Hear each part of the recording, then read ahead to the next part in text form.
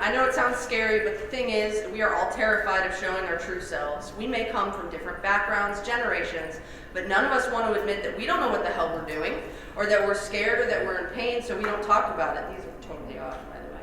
But if we can learn to open our hearts, we can begin to connect and trust each other. When your members are willing to put themselves out there, it'll start showing up in all kinds of places. At rehearsal, people will play out, they'll take solos, they'll give up solos, they'll ask for help. At meetings, people will volunteer, they'll head committees. Outside of band, people will make sure everyone gets invited to the band party. They'll let folks know they're in the hospital and need company. Maybe they'll feel safe enough to start using a new name or pronoun. Before you know it, members left and right will be getting outside their comfort zones. Step 1, create a safe space.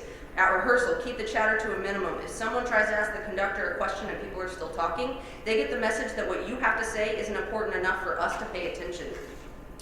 We've heard it a million times, but there is no such thing as a stupid question.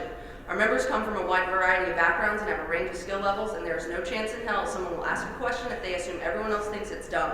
Take opportunities to ask your own questions, even if they're simple or obvious. Chances are someone else is already thinking it. Making rehearsals a safe space applies to more than just the music. When I was in the midst of a divorce, I was sad, and I was sad a lot, and I went to rehearsals anyway, and sometimes I didn't play, and sometimes I cried through practice, but it was always okay because I was with my band family. Step 2, humanize everyone. No matter how frustrated you are, you have to remember that that person also just had a terrible day at work, traffic sucked for them too, and they're also questioning why the hell they keep coming to these rehearsals just to get into it with you again. Now, I know this can be difficult, and I'll tell you my secret. I want you to practice the art of hesitation. I want you to take a breath, and in that breath, you can choose your words with intention and remember what your mama taught you. Treat others as you would want to be treated. Creepy pause. Take risks. Now, risk comes in a lot of forms, and it isn't the same for everyone. For me, sitting down behind a drum set is unbelievably risky, but I'll be the first person to pick truth over dare. Others would gladly play a solo, but you can forget about them crying in public. Risks are not one size fits all, but to take one yourself speaks volumes to the people around you. They will see you putting yourself out there, they'll see you making bold choices, and they'll see what happens afterwards, your success, your failure, and how you react to either. Step 4, take responsibility. This one sucks so bad, y'all, but it's super important. Learning to own up to making a mistake or just actually being mean is really hard. It pushes a massive shame button that we all carry with us, and getting that button pushed is awful, so we avoid it at all costs.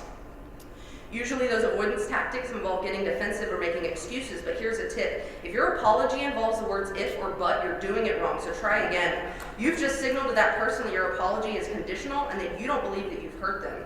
When I say taking responsibility, I'm also talking about things like volunteer work or other tasks you took on but may not have completed on time or at all. If I find that I'm letting things slip, it's important to let someone know that I need help. Sometimes taking responsibility looks a lot like asking for help.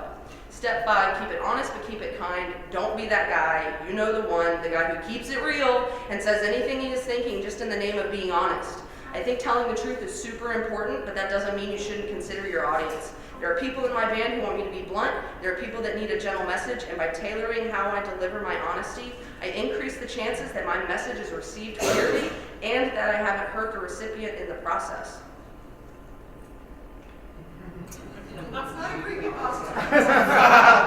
Lead by example. The key to this whole thing is that you walk the talk. If the person at the very top of your organization is willing to take risks, ask questions, mess things up, try again, apologize when that doesn't work, and then give it another shot, you are demonstrating to your members that all of that is okay in this space. The best part is none of this requires special permission or a board vote. All you have to do is start making changes yourself, and if your members are willing and you're paying attention, you'll start to see this stuff trickling down through your organization.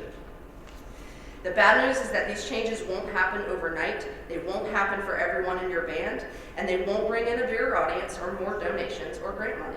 I'm sorry. But the good news is that these changes will increase your attendance and they will make rehearsals a bigger priority because rehearsals will become about more than just practicing music. These changes will strengthen the bonds between your members. Connection plus trust equals vulnerability, and when your members can connect with and trust each other, they will turn your community band into a band community. Thank you.